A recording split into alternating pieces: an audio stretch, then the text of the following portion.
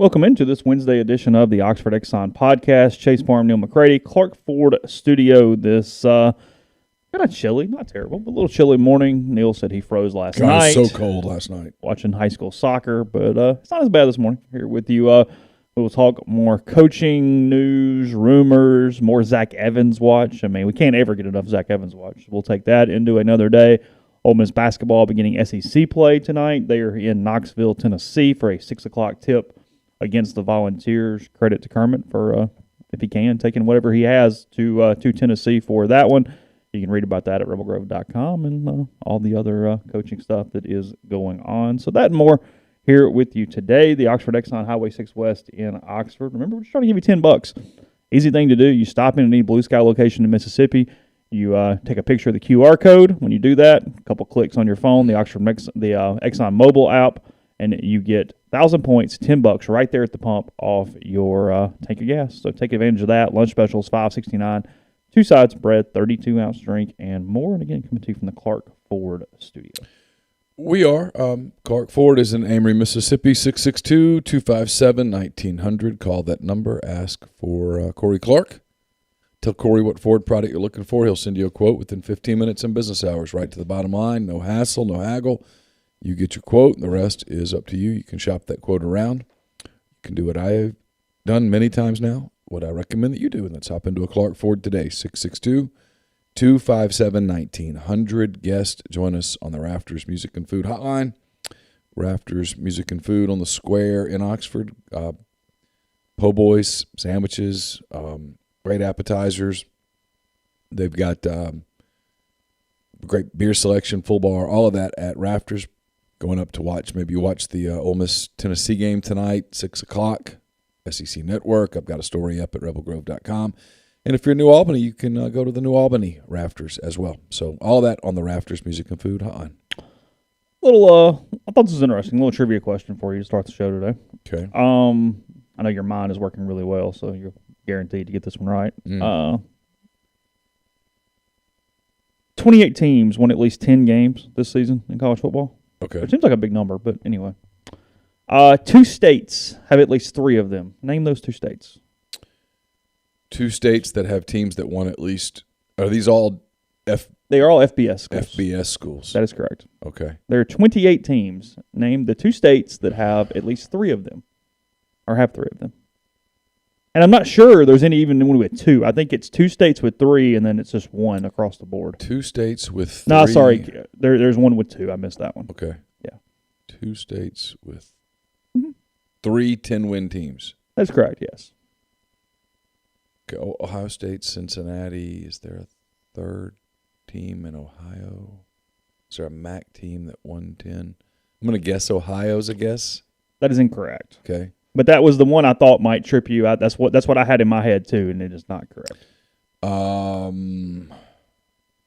There's one very obvious, and there's one the reason why I'm asking the question.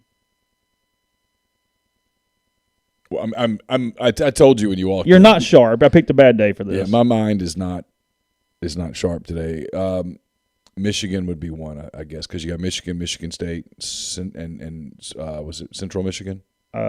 Actually, that's not correct. Central Michigan did not win 10 games. Then I have no freaking idea. The obvious one is Texas. You have Houston, Baylor, and UT San Antonio are the 3. Yeah, I wouldn't have guessed that. And then the other one that is really fascinating to me, they had a hell of a year, Utah.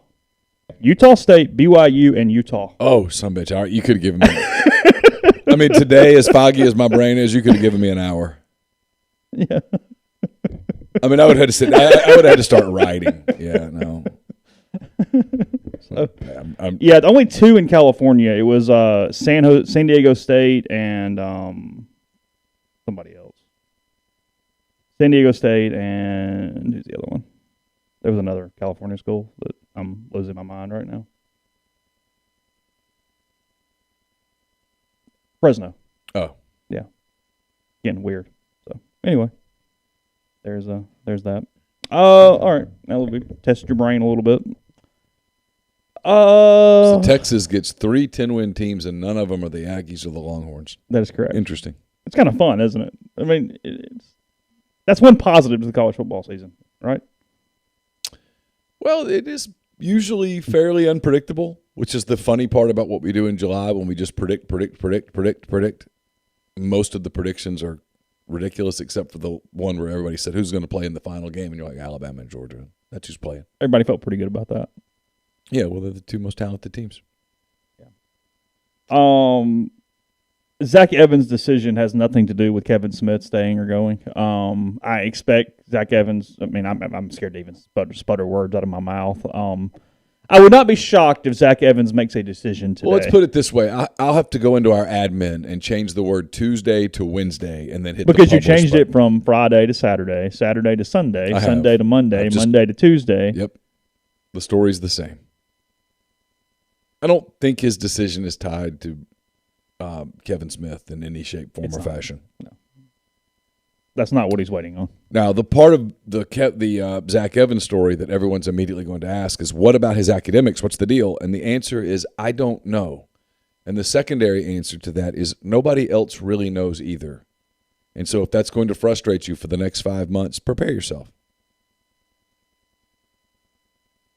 I'm just being honest. No one really knows the answer. It's my understanding that he is not eligible today. But we're in this transfer portal where I'm told that the rules academically are a little ambiguous with dates and such. So the answer is it will probably all work out. But he probably won't be. My guess, Chase, tell me if you think I'm wrong. Sure. My guess, and this is just a guess, so I know there are people out there that want me to be wrong so that they can remind me of it, which is cool. I live in that house. I don't think he'll be out there in the spring. I'm not even 100% sure. Look, here's the deal. You can do normal transfer rules if you're not eligible, but that means sitting out. Yes. If you're going to do the one-time transfer rule through the portal, the rules are you have to be academically in good standing to do so. So I'm under the interpretation, unless I'm completely wrong, but I actually went and pulled up the NCAA manual yesterday and read it. Okay. And the way I interpret it is that you wanted to hurt yourself when that was done, huh? Oh, I mean, dude. Yeah. It's because you read a few pages of that manual and you just start to really dislike yourself. And you hate all of them so much. Oh, that my you, God. You just. Yeah. What I could have said in 10 words, I'll use 2,000. Yeah. The way I interpret it is that he cannot enroll until he's academically in good standing. That because is my the only understanding. way to get in the portal with the one-time free transfer is to meet those criteria, which includes being in academically good standing. Now, someone said that he could go to a community college and get the hours that he needs. He might even could take those hours online, is my understanding. Sure. Yeah, sure. I don't know. But I don't think, and again, I'm going to reemphasize that, we're not sitting over at TCU inside their board of... But if his academics are what I believe them to be, no, he cannot transfer in January, take those classes here, and then be eligible in the fall. That's my understanding as well. Yes. So that's where we're at. And it's a new... I think he would, new world. He would commit today or whenever the hell he would commit, and then he would have to get eligible and then enroll. Is my interpretation. Yes, and and I believe that as long as he got those classes done by August, sure, he could enroll. And my guess, and again, I'm guessing, I'm a little educated. I'm a little more educated than I probably want to be, but my guess is that the goal is to have him here June 1st. Yeah. That's my guess. Mm-hmm.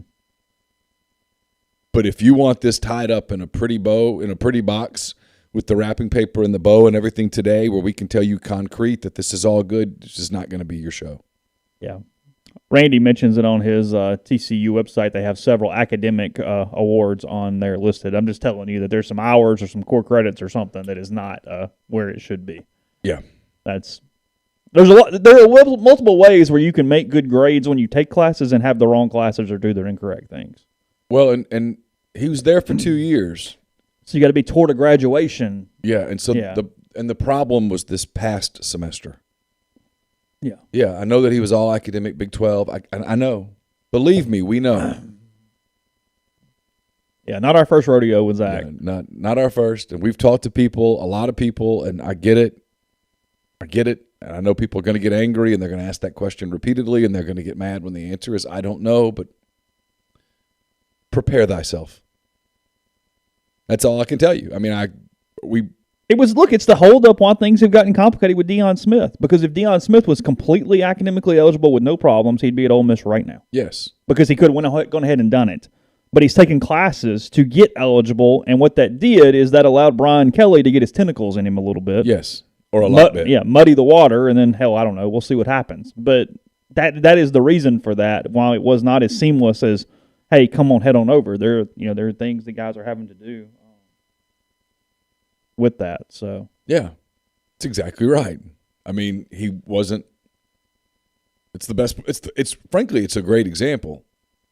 He got in the portal, but at the end of the semester, he wasn't eligible to transfer immediately under those standings. Yes, and so he went back to LSU for intersession to become eligible to transfer.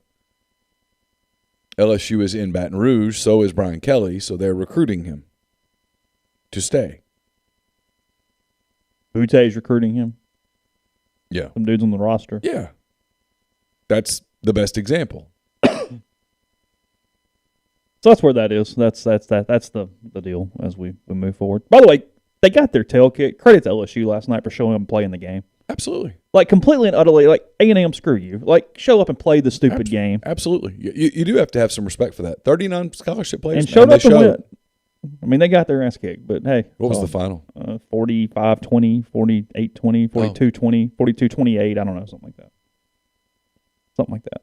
Deuce Vaughn goes crazy last night. Such his kid, 4 touchdowns last night in that one. Yeah. He ends up over 22 for the season, some record or something. I don't know. I couldn't be happier for Chris. Oh, no. I mean, Chris and Marquette Vaughn are fantastic people. I mean, we remember seeing that kid when he was knee-high to a grasshopper. But I can remember watching him run around on fields. Going, and you went, he can really run.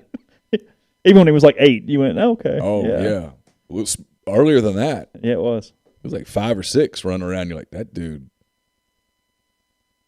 He was little then, but he could move. I do remember seeing him play flag football. Do you really? Yes. He's probably pretty dominant out there. It might not shock you to know that the little slow kids could not catch the little fast kid. Could not run down Deuce Vaughn. That he could move. I bet he could move on a flag football field back in the day. Oh, he can move on any field now. I mean, he gets those Darren Sproles comps from people, and you're like, it's not. It's not crazy. I mean, it's really not. I mean, he can't be an every down back in the NFL with that size, but he can have a role. That's for sure. He can damn sure have a role. And he has elite athleticism. Yeah. Yeah, I kind of, I had it on, off, and on last night, and that was the kind of the thing I focused on. I was like, that's pretty damn cool for him. I was kind of locked in on him as much as I was the game or anything else at that point. But yeah. Let's see. I was too cold to pull my phone up and check the score. 42-20. Oh. Okay, that's what it was. 42-20. Not a very sterling bowl season for the SEC, but they got the 2 that mattered. They'll take that as they move into the championship game on the 10th. What are you looking at? I'm looking to see what our final records were for bowl series. Oh, Jesus Christ. We all did pretty good because we all got credit. Every time a game got COVIDed out, we got we got the win? Yes, of course. Did we really? We didn't cancel the game. We showed up. It's not our fault, is it? Mm-mm. I went 18-12 against the spread. Okay. Jeffrey went 22-8. Jesus. You went 20-10. Oh, really? And Brian went 23-7. So did I beat you by a game for the season? Well, we're not done yet. It's still the NFL playoffs, but we're not just doing college. We always go all the way to the Super Bowl. Do we really? Yes. I think we do because Neal's behind, but okay. I mean, look, none of us are catching Jeffrey, so it doesn't really damn matter. Fulfilling a contract. We're playing out the string. You will pick those Grey Cup games. Yeah. That's what we're doing. Calgary is hot. Oh, God, is it really 15? Is that really the line? Yeah, I was going to talk about basketball in a minute. I'll pull that up, but my God. Oh, I didn't even know. Yeah. That's a large line for a Speaking of giving credit, I'm going to give Kermit Davis a lot of credit. I know we'll get to it on the other side of a break, but a lot of admiration for what Kermit said yesterday. A lot. Because I think they could kind of play you got an injury, you got a couple of COVID situations. Can't make it. Sorry. But he was very clear. If they have 7 scholarship players and 1 full-time coach that can make the trip, they're going to go. Which play as hard as they can. Here's the deal, too. I have a lot of respect for that. Because also, too, if you don't do that, nobody's ever playing. You run into so many logistical problems, or at some point, you got to just honor to get the season in. Yes. Whatever that looks like. Well, I asked Kermit, are you at all concerned about getting the season in? And his answer was no, not really. Thinks they'll get it. Going to be some obstacles in the way, but more people are going to have his attitude. And it might mean a loss here or there. It might mean taking a lopsided loss that gets fans worked up and stuff like that, not just for Ole Miss, for across the country. I think it was very clear. He didn't mince words. He said, there's some coaches that have used this. Mm-hmm.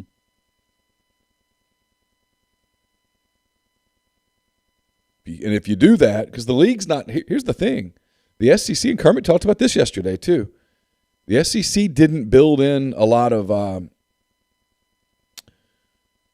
leeway for scheduling. They didn't build in hey, we have this open week to make up the games. They didn't at all. And so, because frankly, when the league set the schedule, I think the league thought that this was over.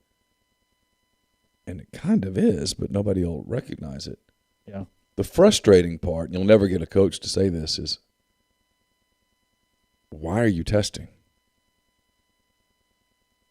Because people want this to go away from an athletic standpoint. Just stop testing. Mm-hmm. It's gone. Hope that doesn't get us a strike at YouTube. I think we're okay. It's when it gets in the headline we have a problem. Thanks for the super chat. We'll open that out of the break because that's a more complicated answer than just the next 40 seconds. Oh, so yeah, for sure. We'll table that for a moment. But thank you very much for the super chat. That's very nice. Yeah. So, yeah. Well, we'll go into that. We'll get them out of the break in a second. We'll talk about that and some basketball. We do not tell you about Community Mortgage, Oxford, Memphis, Soto County, and Chattanooga. All underwriting and processing is done in Memphis, so you're getting local underwriting and understand your market. A leader in condo financing, the float-down option, and more. You can find Jason at 662-234-2704 or JLOWE at communitymtg.com. Don't just accept what you see, but imagine something new. Step forward and chase after a better version of yourself. Every day, Corinth Dental is helping people reinvent themselves one smile at a time.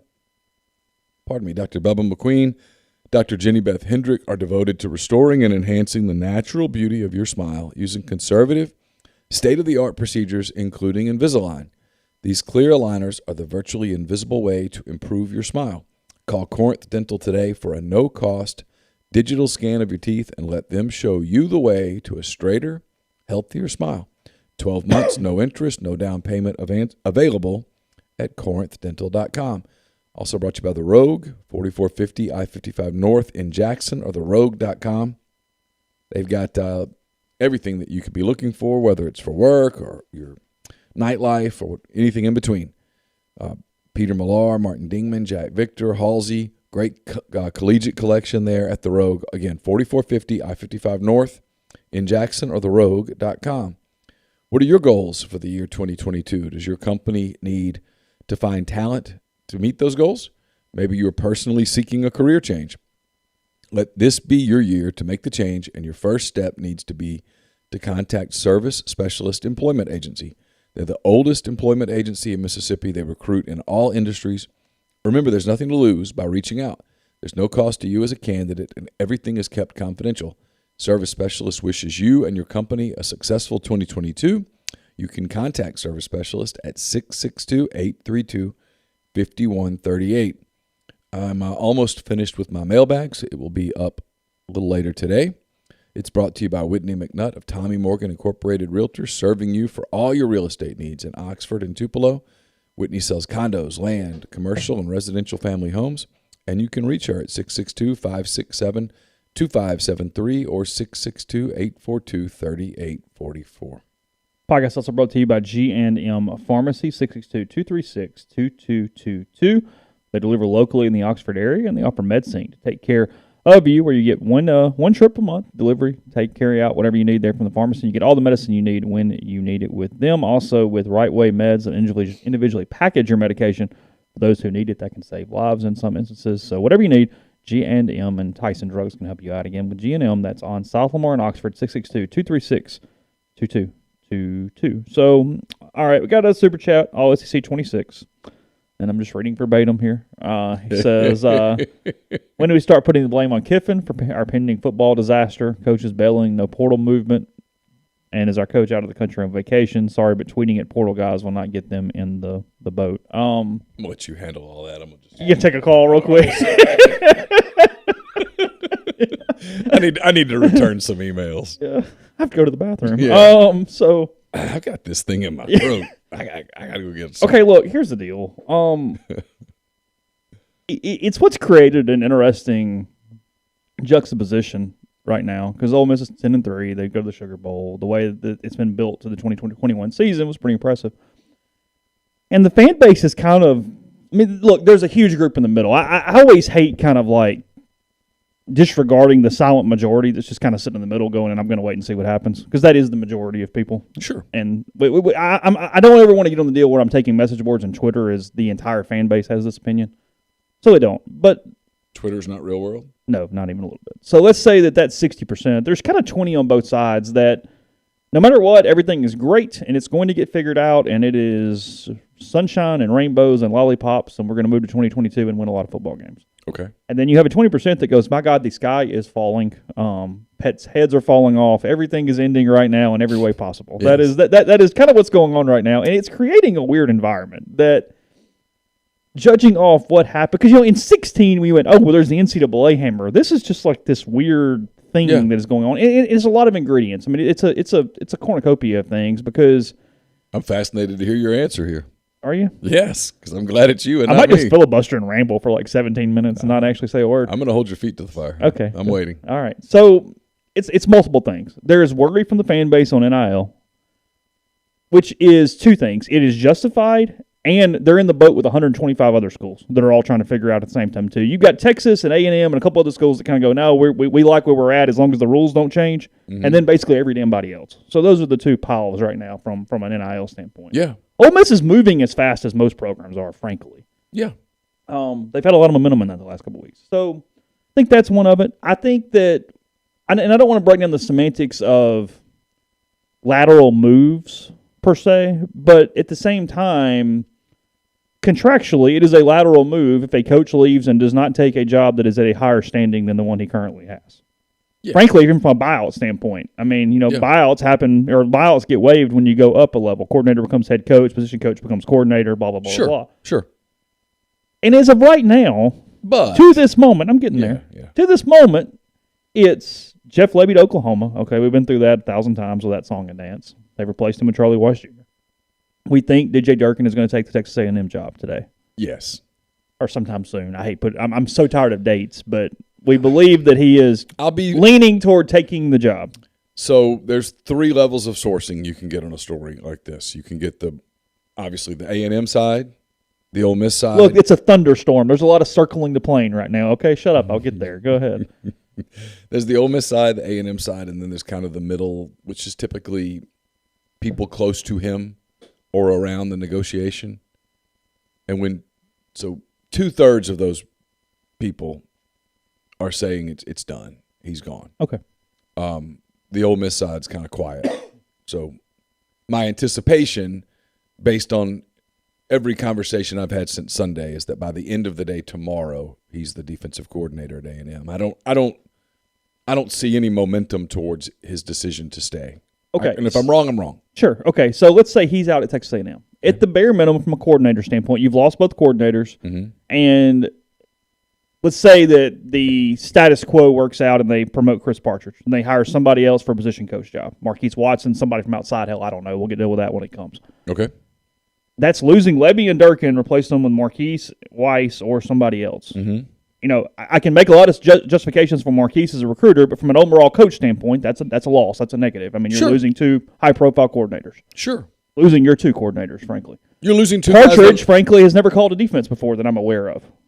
It's at least a question mark. Not at the Power 5. Yeah, right. Yeah. Mm-hmm. So that's at least a question mark going into this. So I think that's a valid concern. That's a complete valid criticism. And that's things that we think are possible to likely. there is a scenario that is bad. I mean, there's a scenario if you go, okay, give me worst case of this entire offseason. Or this coaching carousel, if you will. Okay. Lebby, Durkin, Partridge doesn't get the gig or whatever, and he goes to Rutgers. Well, I think it would be irresponsible right now to completely disregard the Chris Partridge Rutgers rumors. Sure. He's from there. If he goes there, does he take Marquise Watson with him? So potentially it's Watson, Durkin, Partridge, Lebby at that point. There is at least some interest on Miami's part with Kevin Smith. He's from there, known really well in the South Beach area. Well, I'll tell you this. Gary Furman with the Miami rival site, who absolutely crushed the Cristobal stuff. He did. And when I'd heard Durkin to Miami a lot, I checked with Furman, and he's like, let me check on it. And he called me back and said, no, there's nothing to that. He let me know last night that he goes, hey, if you can help me a little bit on this Kevin Smith thing, I'd appreciate it because it's real. Okay. And so I'm going to take his word for it. And all he said was target that they're talking. Yeah, sure. Didn't say it was going to happen. Or that he was the favorite even. Just that they're talking. Okay. Now, he came back with a second communication that made me feel like a little more serious and like it's a little closer to the date than just, hey, we're just chatting on the phone about how's your mom and them. So that happens. Watson goes with Partridge, and then Tywan Malone goes as well because he was tight with Partridge and Watson. Oh, now you're really dropping bombs. Well, I said worst case scenario from the situation. Okay. Yeah, now's a really good mm-hmm. Yeah. My mom's good. I'm not anticipating all that. I'm just laying out the thing. The guy who's negative, it doesn't take a ton for him to get there, is my point. No, it's true. Sure. On the other side, they promote Partridge. They move Watson to the field. He ends up being really good. I don't know. I mean, it's a gamble, look, but I think that's doable. I mean, people love Marquise. I'll give him some benefit of the doubt on that. They move Randall Joyner to linebackers coach. Watson coaches the DL. They have a really good next 10 days in the portal. Zach Evans gets eligible, and they kind of solve this thing. Because if nothing else, Lane has shown a lot of ability over the years to put teams together. Yes. And the way this thing is set up right now, because they don't have the infrastructure, and I don't mean like a network thing, just in general, the recruiting has not happened in an infrastructure way that you're building and just filing guys in from one year to the next. Yes. It's putting a bunch of teams together. Yes. So the deal with putting this team together is you hit some next to me. And look, I can name 5 to 10 dudes that Ole Miss could potentially get in the portal. I'm not. And that would solve a lot of the issues we're discussing right now. That would put a team together for next season that would do it well enough to keep everything moving on the tracks, if you will, and no pun intended. Including a quarterback? No, I don't know. Yeah, I got nothing on that. Yeah, I don't know. But I'll be honest, I didn't hate Altmaier the other day. I thought that was a positive for Luke the other day. Sure. I did too. Generally, yeah. Yeah. So, look, the answer's probably somewhere in the middle, but I do believe the next 14 days are incredibly critical for Ole Miss in a couple different ways. All this coaching stuff will be solved one way or the other in a lot of different facets. The carousel will kind of stop at some point over the next couple weeks, barring one thing Neal's worried about, but I'm not. Hell no. It's on you, bud. And then 2, I think a lot of these portal guys will make decisions. I think that a lot of these portal guys will start it'll be a really quick rush as soon as this next week happens. Ole Miss starts classes January the 20th. 20th, I think that sounds right. Yeah, somewhere in there. Yeah.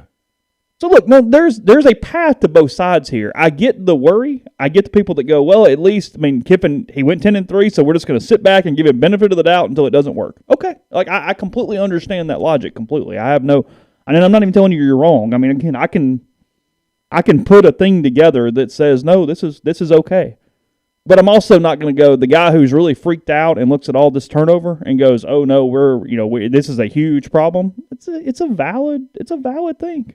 There's no doubt about it, because you knew you're going to have player and staff turnover when you win, but I don't know that you anticipated to, at least potentially. Again, it hasn't happened yet, but in a close to worst case scenario, lose this many people on a lateral level.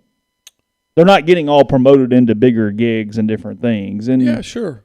And frankly, it's one of those deals where we can talk about different levels for everything, but when you go 10-3 and you finish, I don't know, whatever they're going to finish, 11th in the country, 12th in the country, 10th in the country, whatever it is.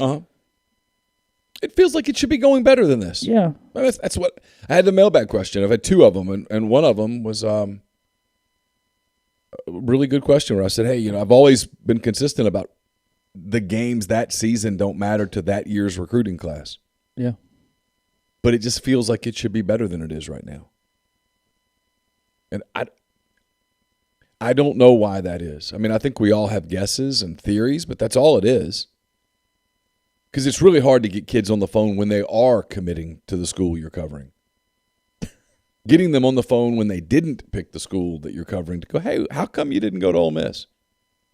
Good luck. Because their answer is, well, how much will you pay me to answer this? Will you give me an NIL money to do it? Like, well, it doesn't really work like that.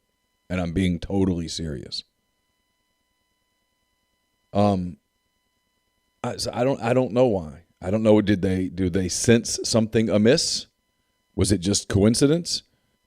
Is it Kiffin's name on all the jobs? Is it not? I don't know.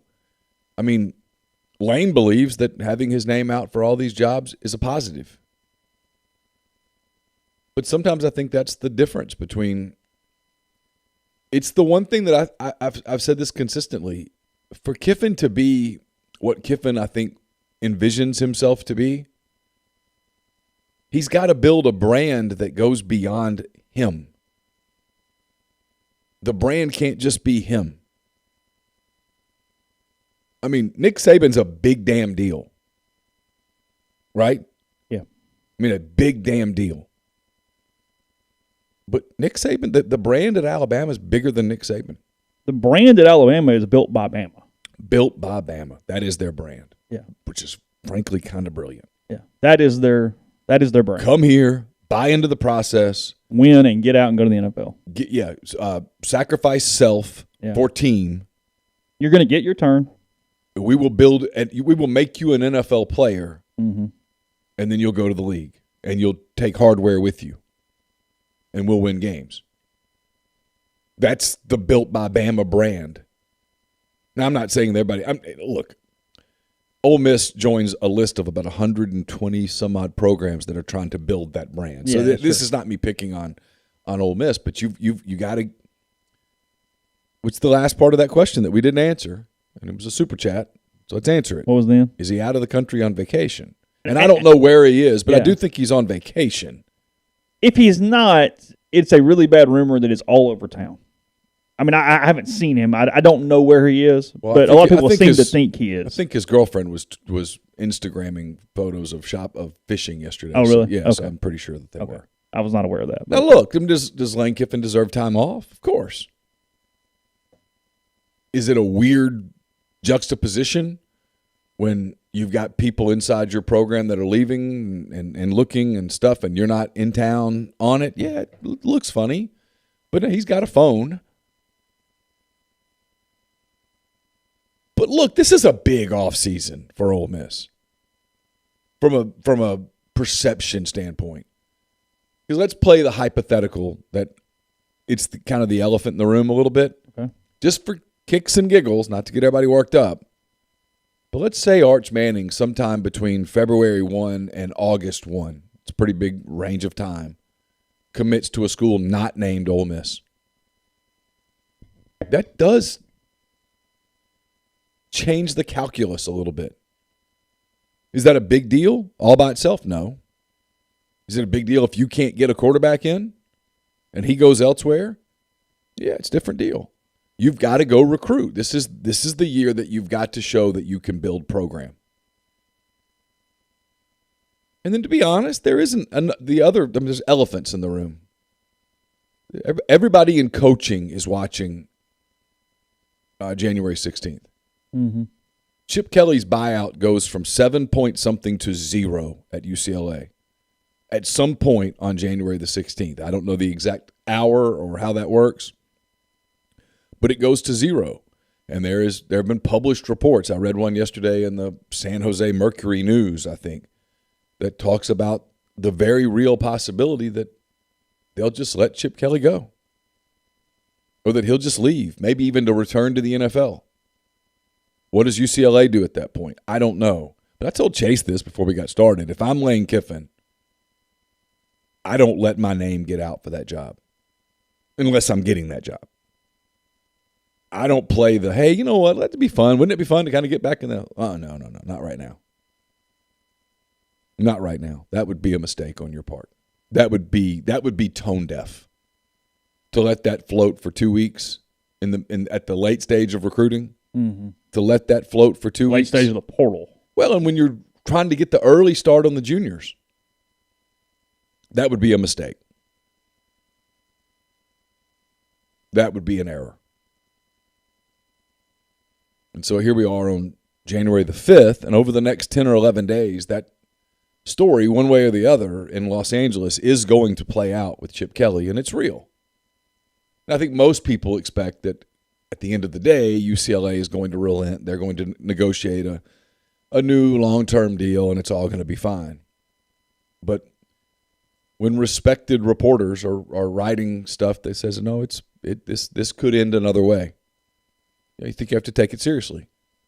And if I'm Kiffin, I'm telling people up front, unless I feel like I want that job and can get that job, I'm telling people I do not want my name floating around.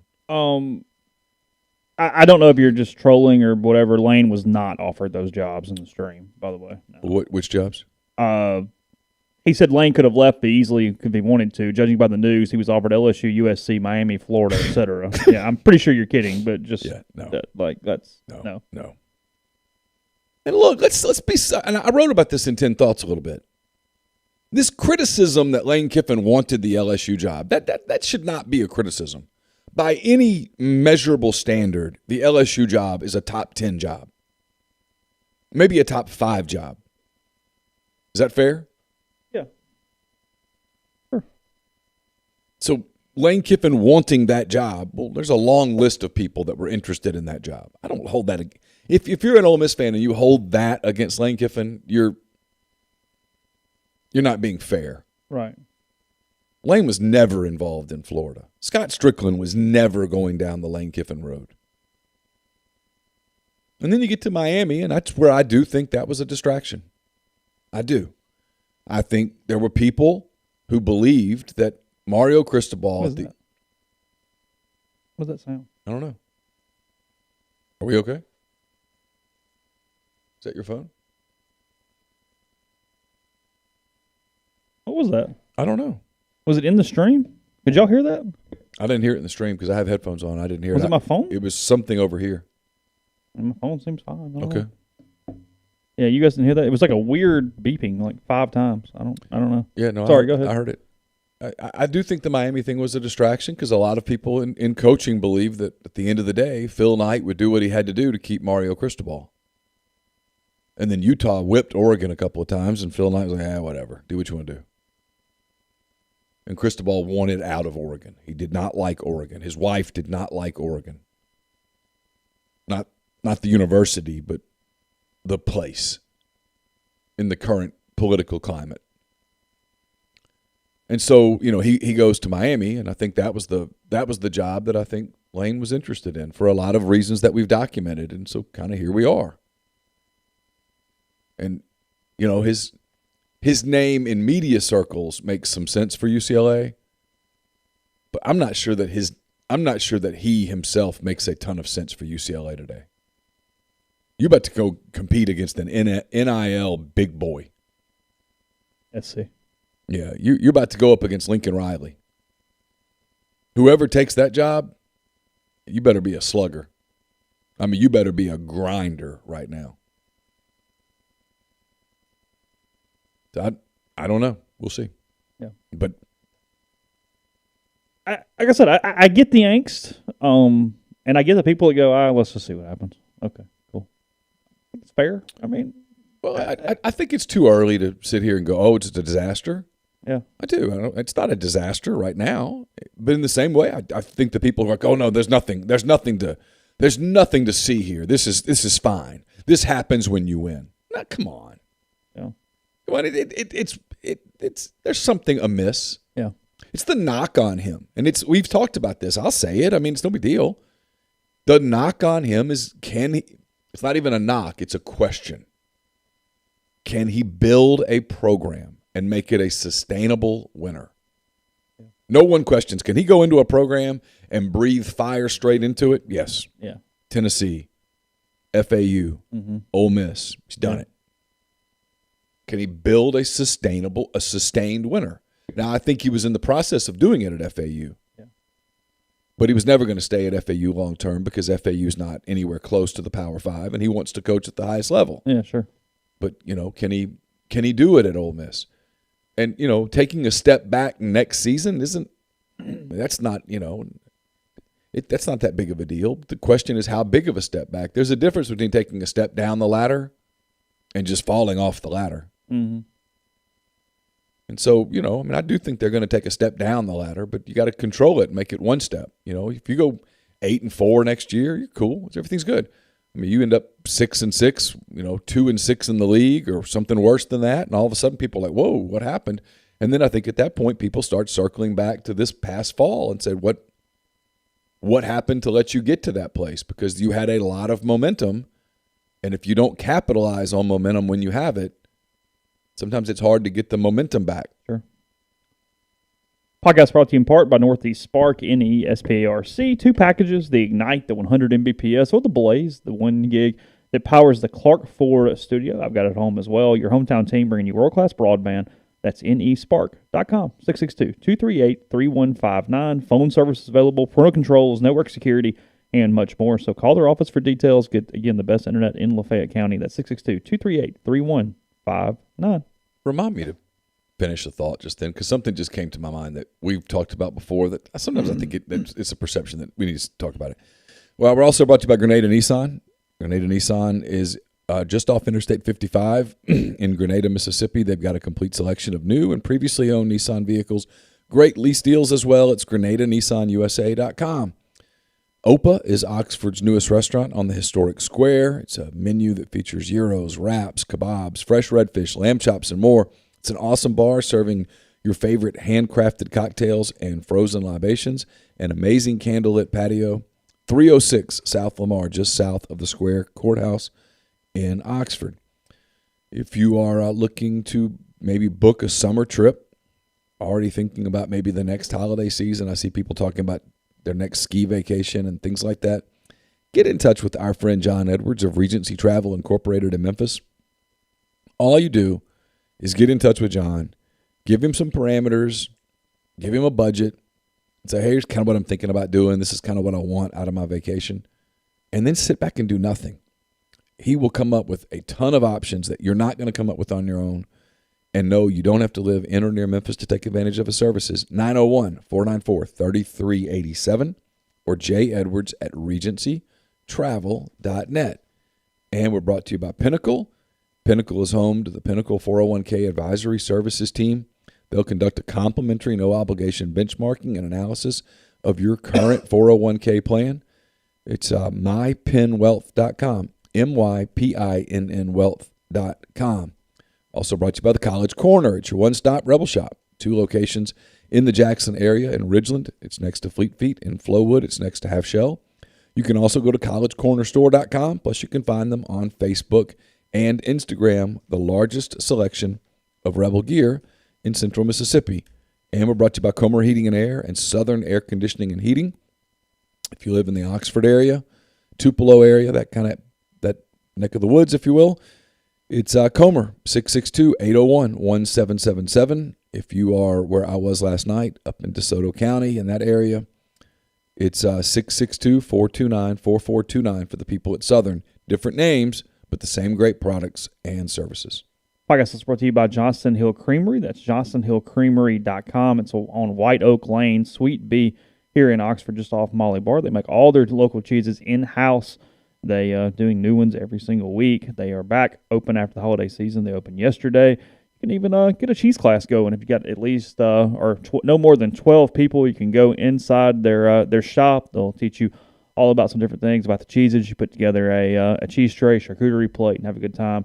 You can call them for details on that and more. That's 662-419-9201.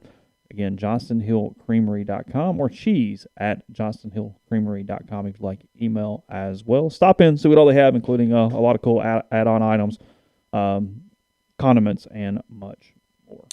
In case anybody was holding out hope for Mark Robinson to get another year, he just gave his goodbye. Gave his 35. Was he 35 or 35? 35 out, declaring for the NFL draft.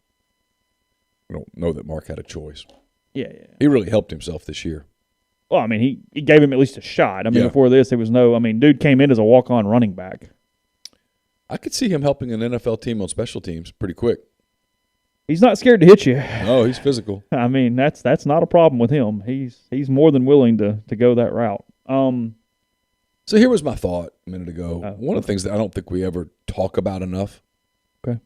If Lane Kiffin were the complete, finished, polished product, he wouldn't be at Ole Miss today. He would be at one of the top 5 jobs today, whatever they are. Maybe top 3 jobs. Lane Kiffin on Saturday is elite. No one questions that. I mean, he's elite. Like one of the most elite in all of football at any level. His Sunday through Friday program skills are what he's working on, what has to be refined, what he has to finish to be that guy. If he were already a finished product, he would never have been at FAU. Hell, he would have never been at Alabama as the OC. Mm-hmm. He'd probably still be out at USC winning titles. Yeah. His route would have been Tennessee, SC, and then there. He'd still be there, or he'd be in the NFL right now. It'd be Pete Carroll. Yeah. So you got to remember that you to some degree you are getting a little bit of what you signed up for. Your hope is that he. Yeah, you got your hooks in him. You got him on your campus, and you wanted him to fix the negatives on his resume with you. Yeah, you're wanting him to grow into that potential in Oxford. That's the bottom line. But he's, he's not Nick Saban. Frankly, I think it's my biggest criticism of Kiffin is that there's too much attempt to be Saban. You're not Saban. I don't think that's your personality at all, frankly. Could be wrong. I don't really know. I've actually talked more one-on-one with Nick Saban in my life than I have Lane Kiffin. Mm-hmm. Much more. I just, I think he's got to get. I think that's the next step for him. Yeah. Ole Miss, Tennessee, 6:00 tonight from Knoxville. Rebels. Jarkel Joyner is hobbled. We don't know what his status is. No. What is that? That's your phone, isn't it?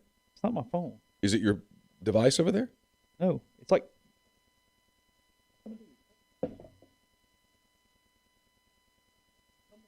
It just stopped. I don't know. Not my stuff. Okay. I don't know. All right. It's weird. It started like bothering me. I don't really know why. It's kind of freaking me out. I know you guys can't hear it, but it's this weird. It's like, dun like over and over and over again. Yeah, it sounds like an old video game. Yeah. Anyway, sorry. Joyner is banged up to some extent. Yeah, Kermit said he didn't know whether Jarkel would make the trip. Said that they'd put out a release today. Okay. They're down some semblance of players. 2 players. I don't know who the 2 players are. One tested positive and one got contact traced because he wasn't boosted. Okay. Now, to be fully vaccinated, it does take the boost. You have to be boosted. Okay. And that team is only about halfway boosted. Yeah, it's not coming through the thing. It's just something over here.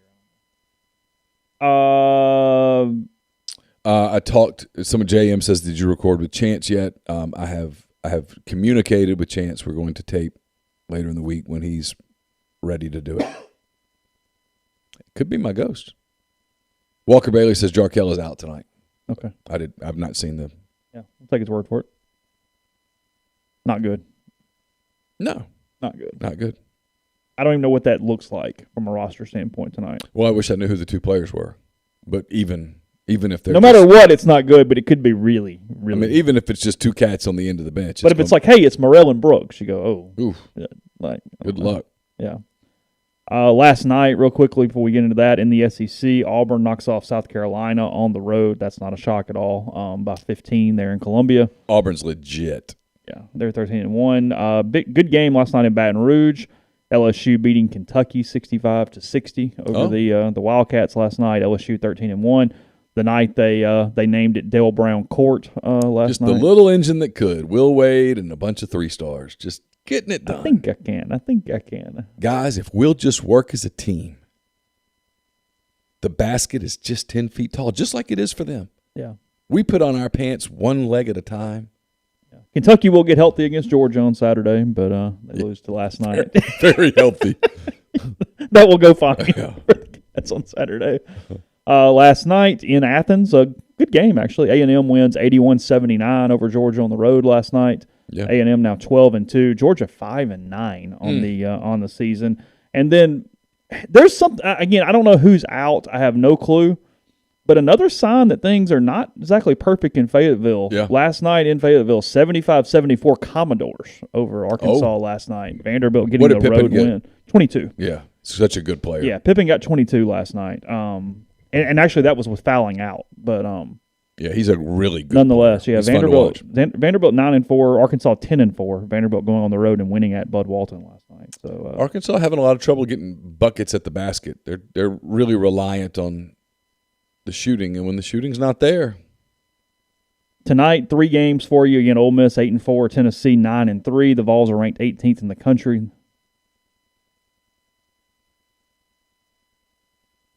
I know what it is. It's the towel on my keys. I was hitting it in my pocket. I want the record to show that he was staring at all this equipment like, what have you done? It is the towel that is on my fob is what it is. I will accept my apology in writing. Okay. Tennessee, yeah, by 16.5 tonight is the line on this one. That's a big line. I'd be hesitant to take the points. I'm just being the over-under is 133.5. So if somebody would like to do some math on what that I haven't watched like enough college basketball to do that. That's like, if it was a close game, that's like 66 apiece-ish. Yeah, I don't know. Yeah. I mean, I got to know who the other 2 players are. I mean, is it Morrell and Brakefield? I mean, is it? I mean, I got to know who's not playing. That's SEC Network on ESPN2. Alabama at Florida tonight. The Tide and the Gators. Florida 9-3. Alabama 10-3. The line on that one is Florida -1.5. There at home against Alabama. Kind of like Alabama. I was going to say I kind of like the Tide. Yeah. The 2 teams, frankly, the 3 teams in Alabama are pretty good, but the 2 teams in the league in Alabama are really good. Yeah. Yeah. Alabama and Auburn are. And actually, sorry, those are the only 2 games tonight. Postponed is Mississippi State and Missouri, so that is not actually being played tonight. Both teams in our thoughts and prayers as they deal with this. Bulldogs 10-3, Missouri 6-7 on the season. Ole Miss women opened their SEC play finally. They've had 2 COVID outs. That's tomorrow night against Florida, I think in Gainesville for that one. So okay.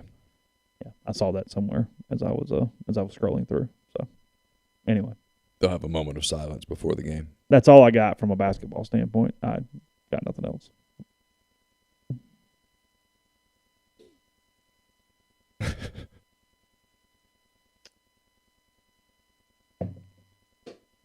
I mean, 80-50 does go under, but yeah, I mean, I'm not prepared to say they're going to 30. lose. Yeah, it's a lot of points. I mean, 30 feels strong. I just don't know. Ole Miss hadn't played since December the 21st. Hadn't played a game. Without Joyner, I don't know what this looks like. I mean, which is kind of a statement in and of itself, but it is. You got to I mean, here's the ball, Deshaun. Go for it. See what happens. Drive. Get to the line. Make shots. Take shots. But it means you got to let him make mistakes, too. And if he's going to go on offense, he's probably going to make a mistake or 2 on defense. Who do they play Saturday at home? I don't know. Okay. Here, I'll pull up a schedule. I I've got it right here. State. Oh. What time's that game? 7:30. Dear God. Yeah. Why? Well, now that I don't know. And then they go to A&M. Okay. Then they come back and play Auburn. Yeah, on the 15th against Auburn. What time is that game? 7:30. I got to get Carson tickets to that. They have 3 7:30s in a row. He wants to go scout Jabari Smith. Is he thinking that's a? Well, he's Carson. Not too many days that go by where he's not thinking about who could be available in the draft. Contemplating something with that. Yeah, he's like 4 guys that he's pretty focused on right now, and Jabari Smith is probably at the top of that list. Oh, really? Of his obsession, yeah. Bonchero at Duke, Jabari Smith. Ooh, wow. All right. Yeah, I need to take this real quick. Okay. While he's doing that, I'll tell you about Nick's Tan and Associates. That's nickstanoxford.com, 662-281-1200. You can find them in my message board signature on the message board. I guess because I said that twice. You can click it there, get to them, tell them we sent you for all the real estate needs in the Oxford area. The buy side, the sell side, they will take care of you. I've used them a couple times, and you should give them a chance as well. If someone you trust here in Lafayette County for real estate, 662-281-1200. nickstanoxford.com for that. I have no idea. You're back quickly. Okay. Getting ready to filibuster into something, but I wasn't 100% sure what that was going to be yet. So,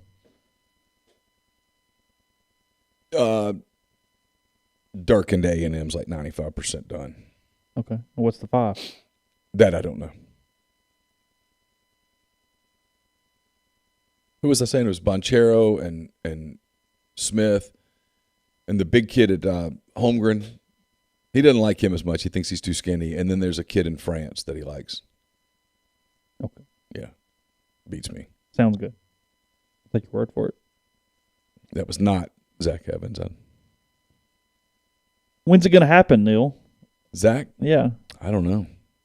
I mean, I would have guessed Sunday. All day Sunday. And whenever this happens, we get to go, hey, when's he eligible? Yeah. I mean, I don't know. I don't have his transcripts.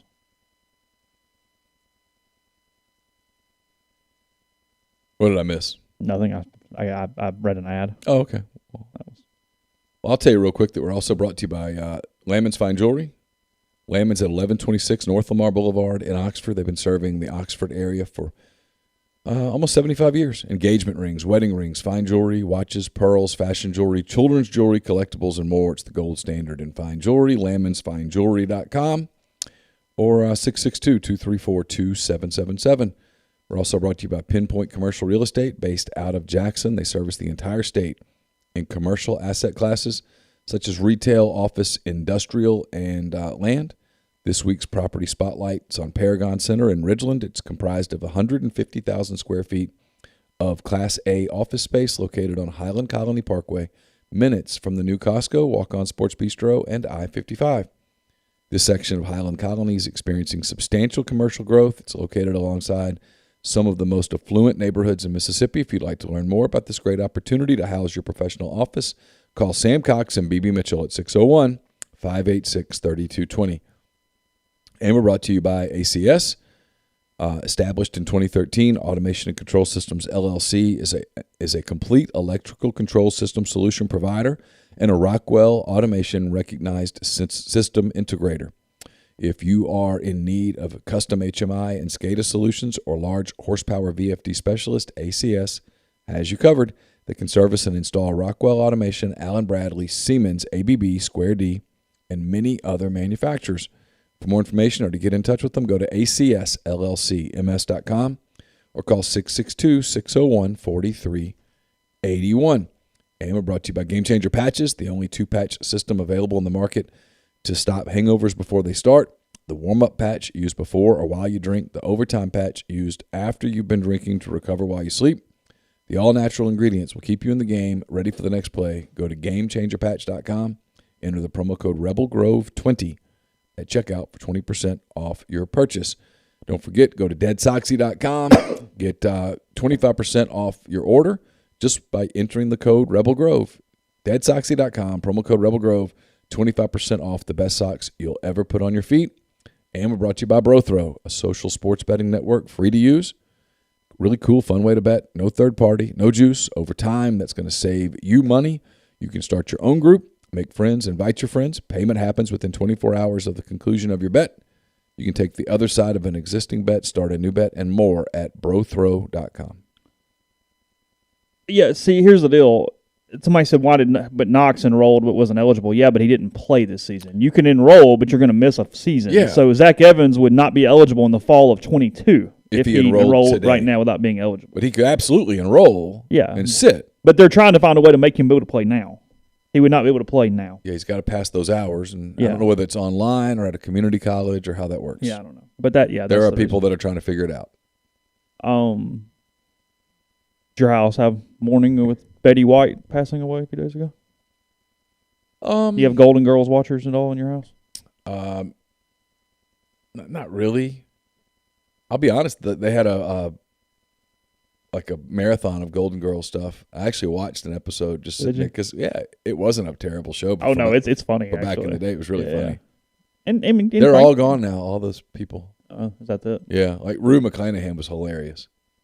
It's a good point on Betty White. She dies at 99, a couple of weeks before her 100th birthday. And at 99 years old, people are that devastated to lose somebody, says a credit about somebody's life. Sure. That she was brilliant. You got a few people that just are lights to kind of the world, and she's one of those. Sure. A 70-something year career in Hollywood. Yeah. Something like that.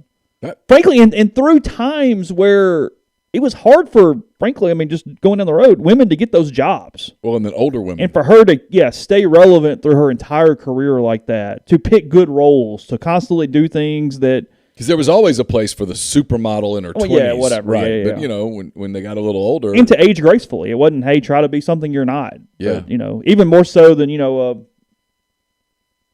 Sophia Loren or somebody like that. I mean, no, it's pretty remarkable. Served in World War II in a way. Yeah. That show, Golden Girls, was her and Estelle Getty and Rue McClanahan and I don't know. It was a ton of talent on that cast. How long did it run? I don't give or take. Was it like 7 years? Is that what it was? It was really good. I mean, it was a funny show. What happens on like the series finale? Like, did they get there? Did they get there? But to be able to finish, like, were they able to wrap it up? Did somebody like? I'm unaware.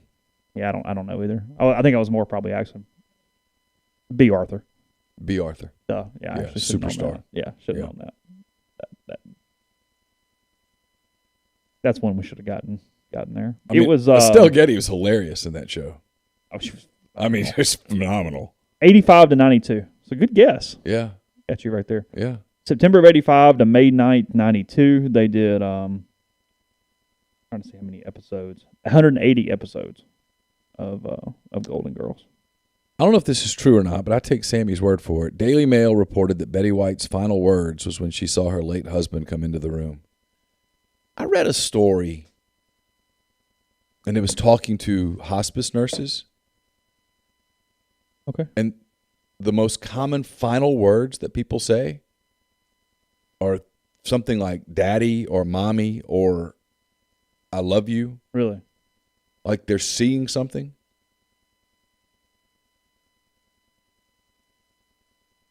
I mean, I have no reason to say, I've never died before, so I will eventually, but isn't that interesting that it made me think of that right away because I read that story and I thought it was fascinating. They had talked to a whole bunch of hospice nurses, and there was a commonality as to how people who passed peacefully, what they said, what their final words were. And I'm going to guess that she passed peacefully.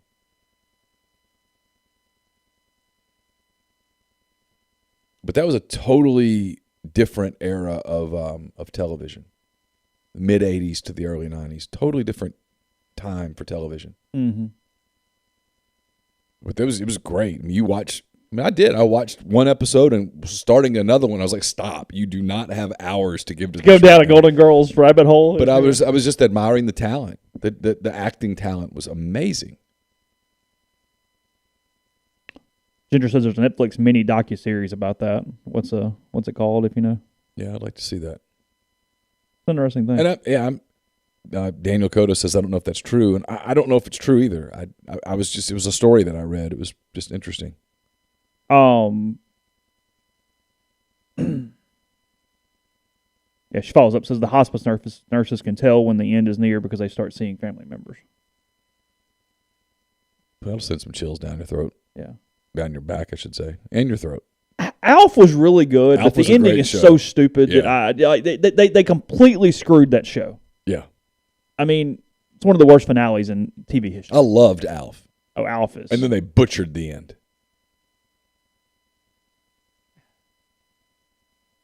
I get taking the risk, but in a lot of ways, we know what we want from our shows when they end. Just give it to us.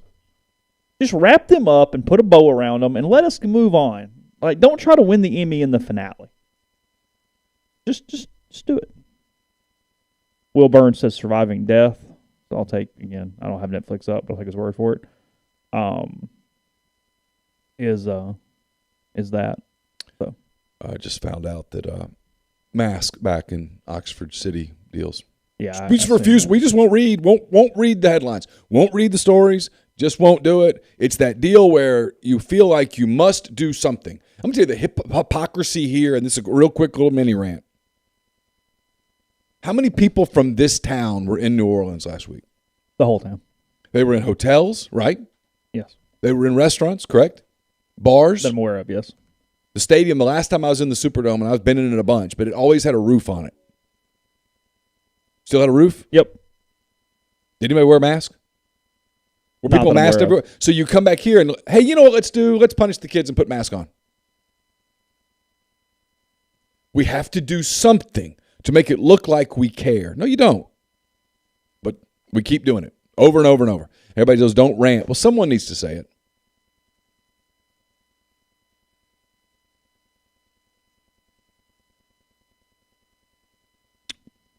It's hippopotamus. What am I missing? It's insane.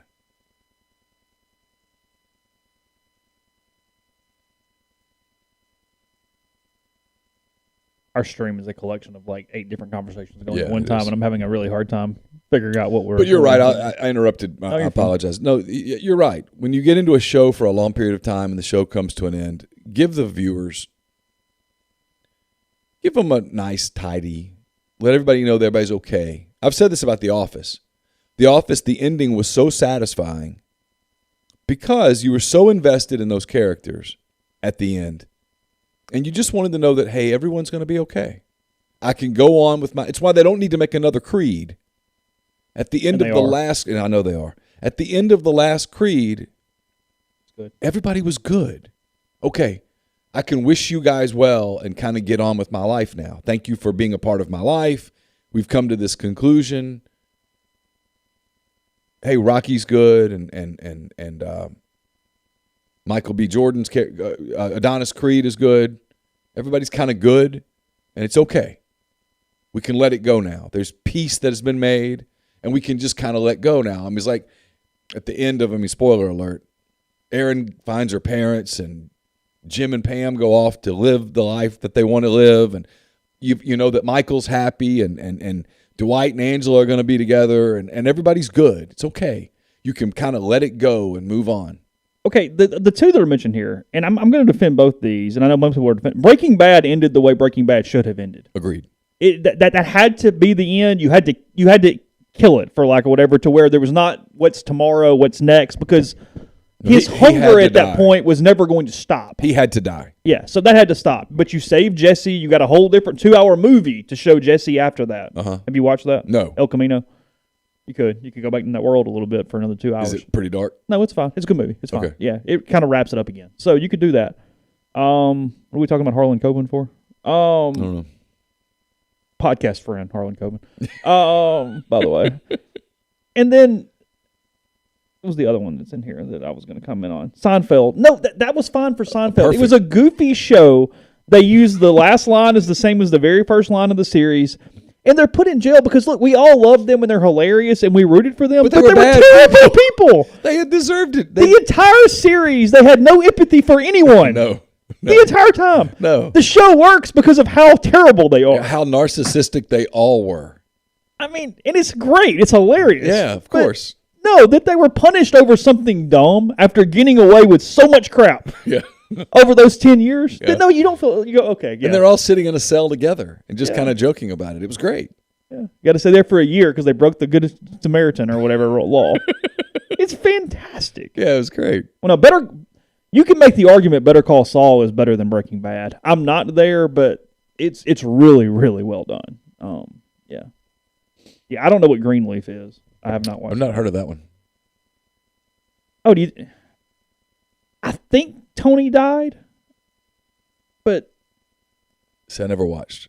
But I'm pretty sure, based on what I've heard, that Tony died. well, but is it David Chase? Is that who it is? He says that essentially it was left for interpretation. That either he died or, and this is not a spoiler. It's been 20 years, guys. Mm-hmm. It goes black when he's sitting in the diner. For anybody who has not watched Sopranos, or it's just the impending. He knows that at any moment somebody could walk in. That it's the constant fear that this, he's trying to deal with his family and move on and do all this, but you don't know if. Daniel Cotto is exactly right here. A show that was on its way to be great was Bloodline, but it was good. It was the first phenomenal. 2 seasons were really good, and that it just they ran out of budget. Is that right? And so they just kind of killed it real quick. Is that what happened? I think so. Okay. Yeah, Ozark is great. It's a little dark for Neal. It's a little dark for me. I couldn't stay with it. And like people talk about 1883. I don't doubt that the acting is great. I don't doubt that the cinematics are great. I get all of that. It's just not your thing. It was just really dark for me. I don't do well in that space. If they mess up Ted Lasso's ending, Neal may riot. So, I mean, we all know how we need Ted's show to end. How does it need to end? Just don't try to be critical. Don't try to make it a think piece. Just let everybody be good. He needs to win. His And go team back needs to home. win, and he needs to go back home with the love interest. Yeah. Not his ex-wife. No. He cannot go back to his ex-wife. No. That can't be how we finish this. No. It needs to be someone that he meets. And if they're going to do that, they need to introduce her here pretty quick. It's got to get going now. Yeah. Because it's not anybody we know in the show, right? Right. It's not going to be like Rebecca or something, right? No, the only one it could be is the woman that he's seen a couple of times. But that doesn't feel right. No, that feels like more of they just kind of entertain one another. No, he needs. Yeah, you'd like to see him be happy. Ted's made so many people happy. You want to see Ted happy, right? I feel, and again, I feel like they're running into a little bit of a problem because it was in season 1 it was a comedy with drama. Season 2 was a drama with comedy, in a way. I thought in season 2 they let the politics get involved at a time when one of the things we all loved about season 1 was it was in the middle of the pandemic and it wasn't political. It was light, yeah. It was light and we liked it. And in season 2 they went heavy, and I'm not alone in this. I've heard other people who are on the complete opposite side of the political spectrum say this, that it went a little heavy, and that's not what we wanted out of that show. I'm going to try really hard not to spoil anything, because there will be some people that still pick Ted Lasso up. It's within the time frame. I'm trying to be a little careful. They introduced a certain plot line at the end of season 2. Mm-hmm. And I liked it. That has to be the ultimate finish, right? Yes. That matchup. That clash. Yes. Has to be. And it feels like you need a good feeling. No, the therapist is a great character. Yeah, it was a great. That's a great character. Yeah. That's all good, whatever that comes through. Yeah. Because we had to get through to figure out what it was that consumed Ted the way that it did. Mm-hmm. And so we got there. But now it's kind of time. Yeah, I mean, it's not going to be a season 4, right? No, I think this is it. And so I think season 3, you've got to start wrapping some bows on things, because that is a show that I think history will look back on it and say it came at this time when people needed something. The perfect time. Yeah, people needed something of sustenance to make you feel good at a time when it was easy. It's real easy, like I did just a minute ago, where it's really easy to get pissed off for a minute. Like I'm so ready to be livid at people that I don't know what to do. Mm-hmm. And so Ted Lasso for me was, let me get away from all this. Let me get The Office. Let me get away from all this. Let me get off into a different world. I don't want that show to be locked into climate change. I'm not saying that that's not a legitimate argument or a legitimate thing to discuss, but that show was built on this guy who goes over there, doesn't know the sport and all that stuff, and it's about people. And they've done a great job with developing Roy Kent and Danny, whatever his last name is, and several of the female characters. And Rebecca's character has been phenomenal. It's amazing how good it is.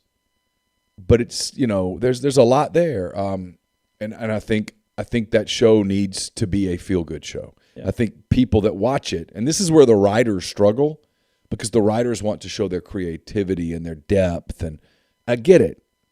But I think you're doing a disservice to the people who watch it if it's not something that at the end you're not kind of choked up, you're not kind of teary-eyed, you're not happy for the characters involved. Mm-hmm.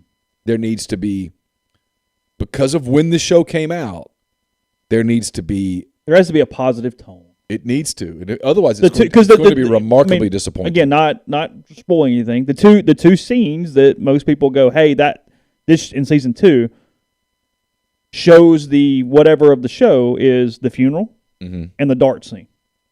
Yeah. Where you get the feels and you get the positive and you get the hero and you get the whole deal. Yeah. And that's the... Yeah. Danny Rojas. Yeah. Danny Rojas. Rojas. Right. So, anyway. No, it's a great show, but it needs to end that way. It needs to, for people like me who have struggled more with the pandemic than we realized, that show was a comfort, and it needs to be a comforting, soothing ending. And I'm being real. I've heard other people say that too. So they feel that pressure, and yet they're writers, and they're pretty gifted writers, and they're going to be so tempted to go deep. Mm-hmm.